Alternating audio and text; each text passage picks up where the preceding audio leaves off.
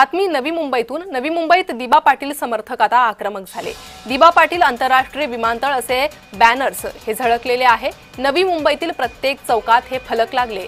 गावाच्या वेशीवर बॅनर्स लागले। कल्याण, डोंबिवली, वसई विरार मध्ये देखील ही फलकबाजी करण्यात आली आहे। नवी मुंबई आंतरराष्ट्रीय विमानतळाला लोकनेते दिबा पाटील यांचं नाव देण्यासाठी भूमिपुत्र आता पुन्हा एकवटलेले पाहायला भेटत आहेत।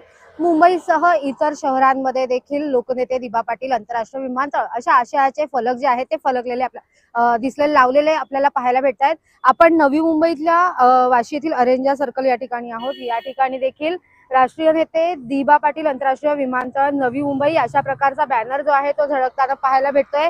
नवी मुंबईत सर्वच चौकांमध्ये ज्या ठिकाणी गावठाण आहेत, भूमिपुत्र आहेत, त्यांची गावं आहेत, त्यांच्या वेशीवरती जे आहे अशा आशयाचे जे आहेत ते बॅनर जे आहेत ते लागलेले आपल्याला पाहायला भेटतात। एकूणच भूमिपुत्र आता पुन्हा एकदा रस्त्यावर उतरण्याची शक्यता जी आहे ती वर्तवण्यात येते। 3 डिसेंबरला भूमिपुत्रांचा भव्य मोर्चा असणार आहे आणि या मोर्चाचं आयोजन जे आहे खासदार बाळामामा म्हात्रे यांनी केलेलं आहे आणि एकूणच आता या आशयाचे बॅनर जे आहेत ते सर्वत्रच नवी मुंबईमध्ये लागलेले असून भूमिपुत्रांची पुढची भूमिका कशा पद्धतीची असेल हे पाहणं महत्त्वाचं ठरणार आहे।